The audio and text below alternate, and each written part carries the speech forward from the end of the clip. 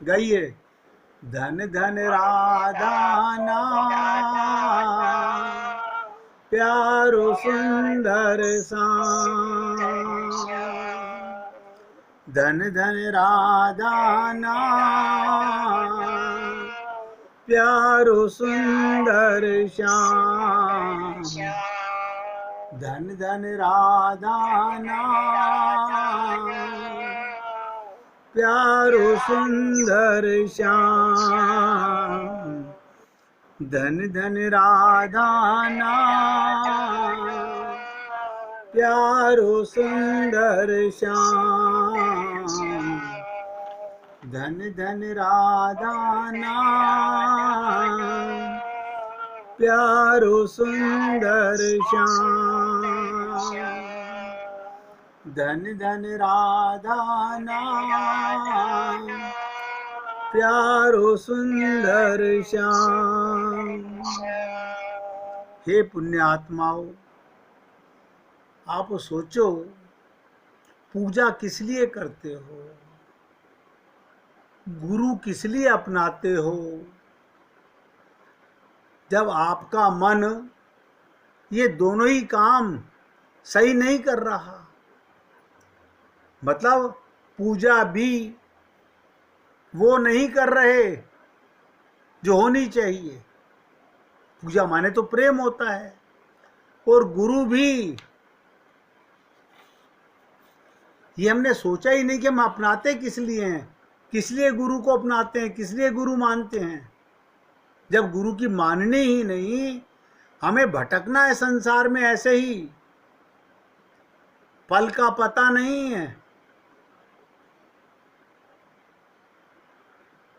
मैं कहता हूं, जो आवश्यक कार्य हैं उन्हें अवश्य कीजिए। कोई ऐसा कार्य है जिसके बिना रहा ना जाए, वो अवश्य कीजिए, लेकिन डोंट वेस्ट योर टाइम। बताइए, क्या भगवान का नित्य चिंतन करते हैं आप? गोपियां नित्य चिंतन, पल भर के अदर्शन से भी महान विरह वेदना। बताइए, यानी उनका एक पल भी भगवान का दर्शन ना हो तो विरह की वेदना सताती है। ये अनुभव करना। आप हम लोग एक दिन सत्संग नहीं सुन पाए, हमारे को कोई दुख नहीं है, क्योंकि हम सत्संग से भगवान से ज्यादा श्रेष्ठ कार्य कर रहे थे। आपका मन ही तो मानता है, तभी तो करते हो।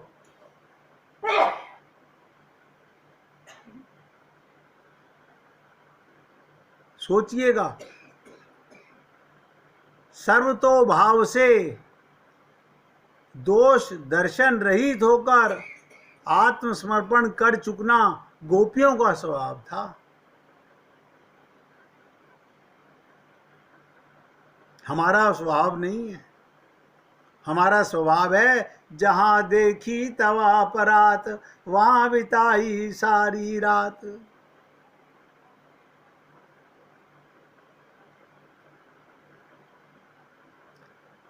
इसी भाव से गोपियां कहती हैं, प्रियतम सेवा के सामने।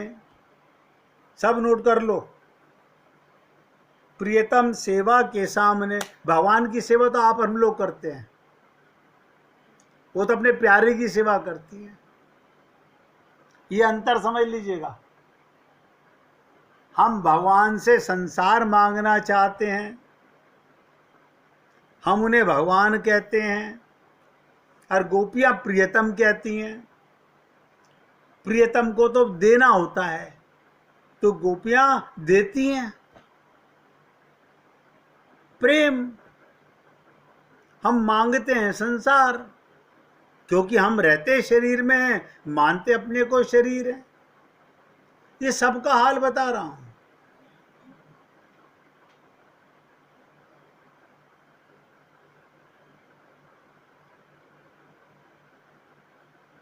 आत्मसमर्पण कर चुकना गोपियों का स्वभाव था।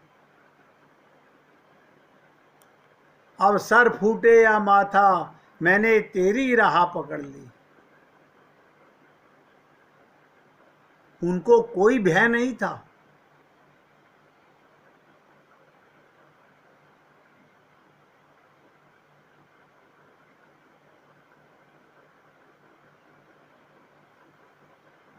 सोच के देखिएगा।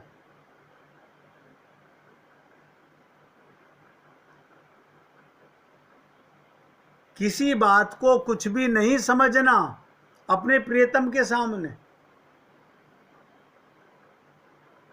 लोक वेद सब मर्यादाओं को छोड़कर, एक एक शब्द पे ध्यान दीजिएगा, कोई लोक नहीं, कोई वेद मर्यादा नहीं।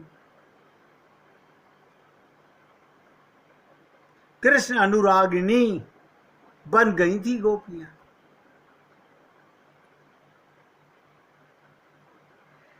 और उनके लिए भोग भी और मोक्ष भी दोनों उनके लिए सर्वदा तुच्छ और त्याज्य थे। आप और हम लोग या तो भोग में लिप्त हैं या मोक्ष चाहते हैं, और गोपियां इन दोनों को ठोकर मारती हैं।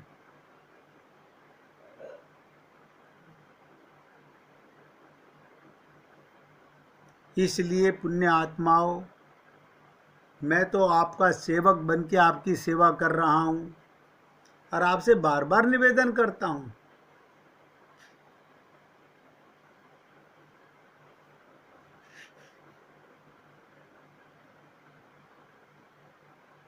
लेकिन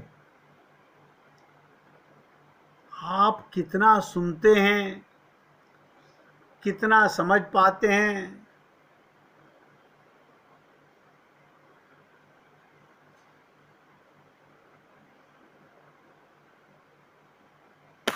आप और हम लोग बिल्कुल नहीं जानते, ना समझना चाहते हैं।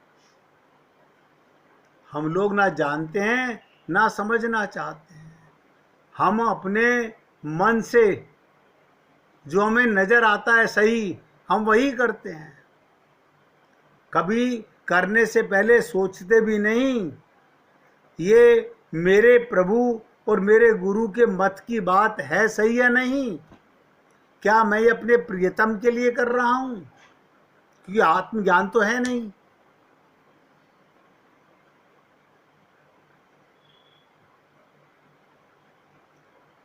फिर लोग बाग एक ही बात का उलाना देते हैं, अरे अब कलयुग में कहाँ भगवान मिलते हैं।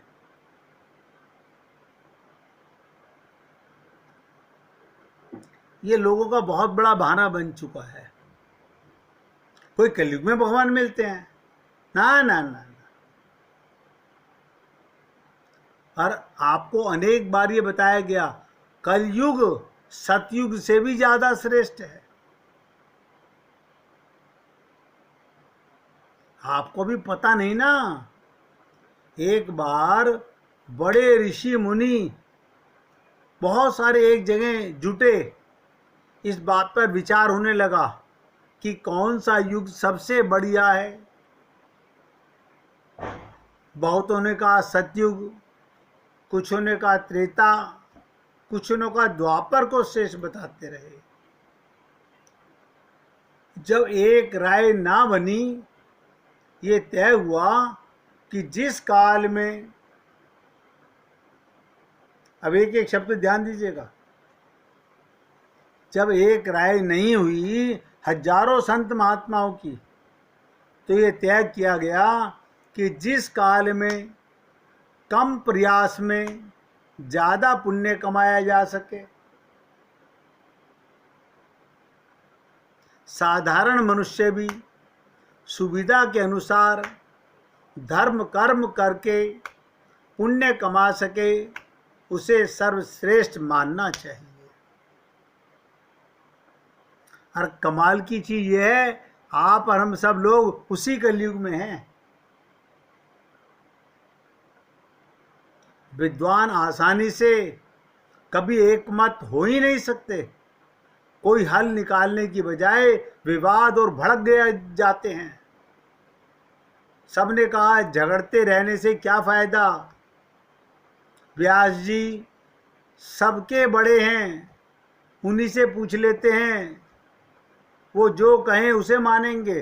व्यास माने वेद मत, वेद क्या कहता है। सभी व्यास जी के पास चले, वेदों के पास चले। व्यास जी उसमें गंगा में स्नान कर रहे थे।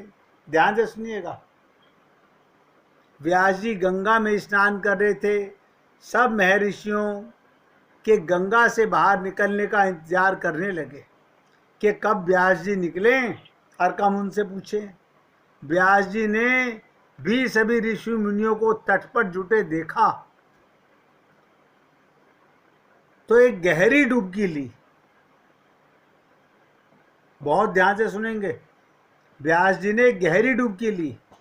जब बाहर निकले तो उन्होंने एक मंत्र बोला। वो मंत्र स्नान के समय उच्चारण किए जाने वाले मंत्रों से बिल्कुल अलग।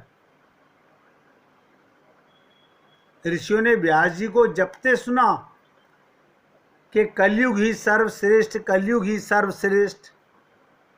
बताइए, व्यास जी जप रहे हैं कलयुग ही सर्वश्रेष्ठ, कलयुग ही सर्वश्रेष्ठ। अब वो सब सोच रहे हैं हमने तो व्यास जी को बताया भी नहीं, हम क्या पूछने आए हैं।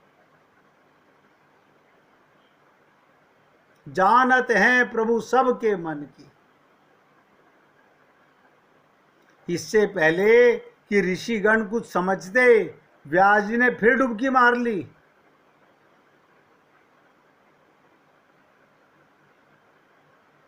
बाहर निकल कर बोले शूद्र ही साधु है, शूद्र ही साधु है।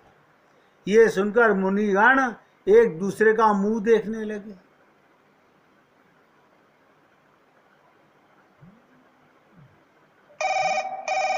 अब आप सोचो, व्यास जी ने तीसरी डुबकी लगाई। इस बार निकले तो बोले स्त्री ही धन्य है, धन्य है स्त्री।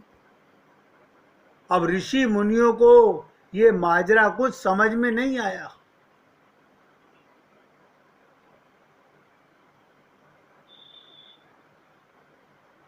पहले कहा कलयुग,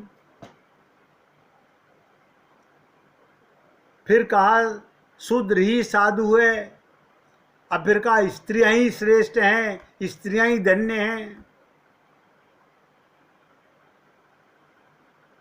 वे समझ नहीं पाए, इतने बड़े ऋषि मुनि जिन्हें वेद शास्त्र पुराण रटे हुए थे,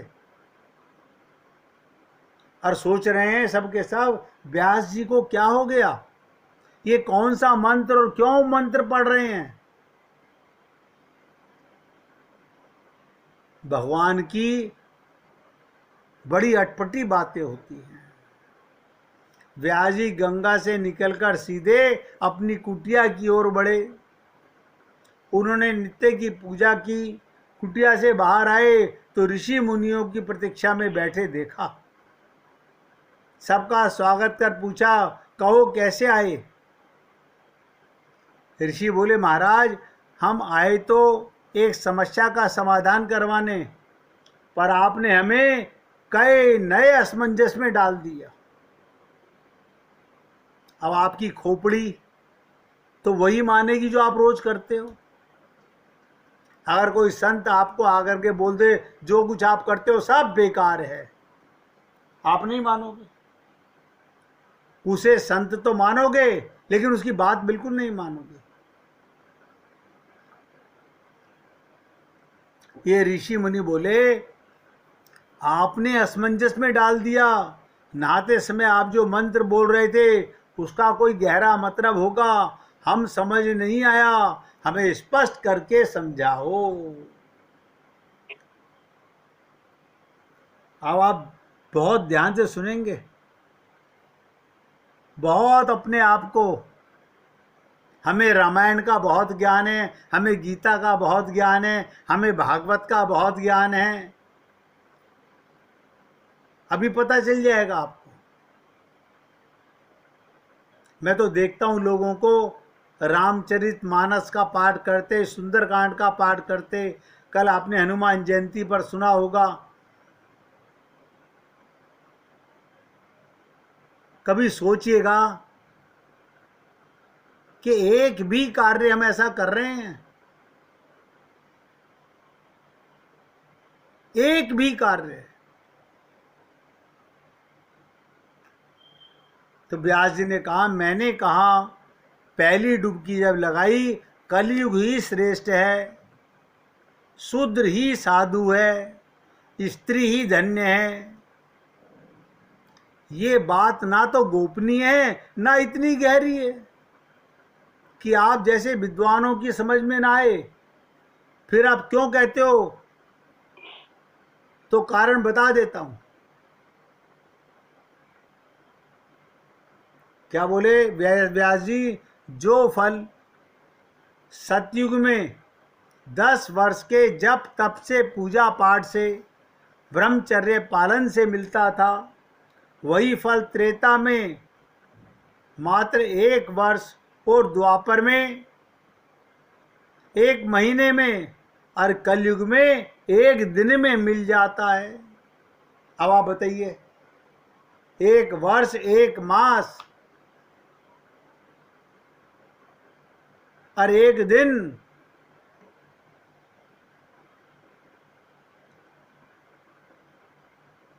सतयुग में 10 वर्ष में, त्रेता में 1 वर्ष में, द्वापर में 1 मास में और कलयुग में 1 दिन में मिल जाता है। और हमें तो उपवास करते करते जन्म गुजर गए। सतयुग में जिस फल के लिए ध्यान, त्रेता में यज्ञ और द्वापर में देवी देवताओं के निमित्त हवन पूजन करना पड़ता है, कलयुग में उसके लिए केवल कृष्ण नाम जप ही पर्याप्त है। कम समय और कम प्रयास में सबसे अधिक पुण्य लाभ के चलते मैंने कहा कलयुग ही सर्वश्रेष्ठ है। बताओ मैंने क्या गलत कहा?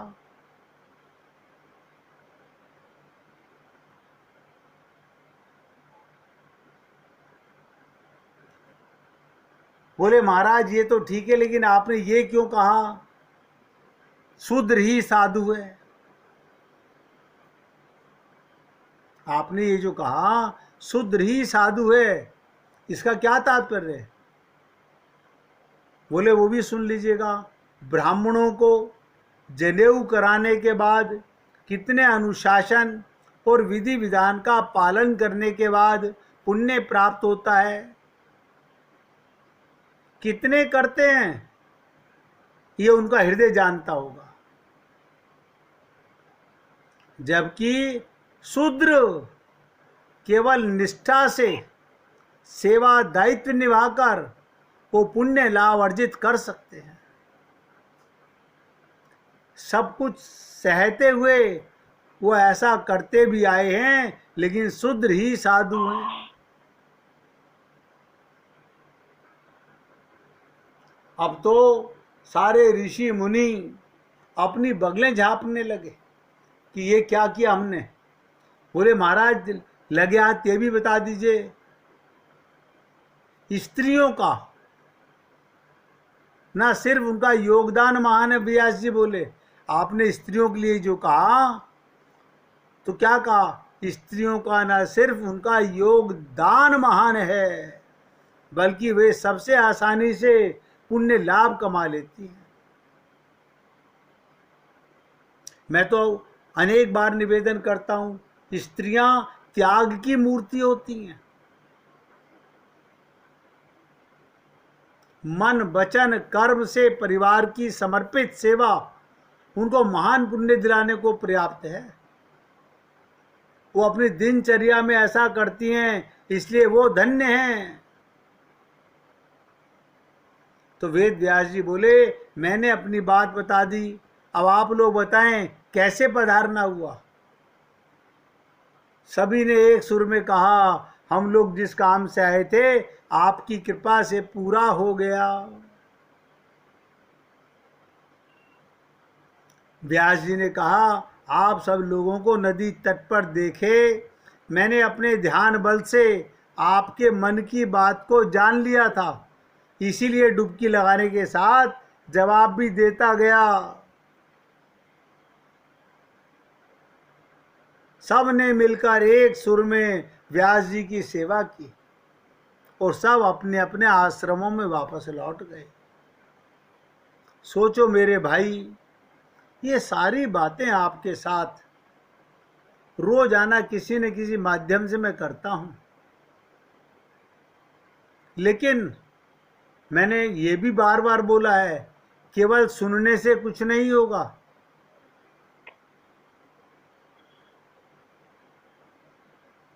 गोपी प्रेम को जानने के लिए राधा कृष्ण के तत्व को समझना चाहिए। अब उसकी चर्चा करेंगे। 1 मिनट भगवान का कीर्तन कीजिए। श्रीमन्नारायण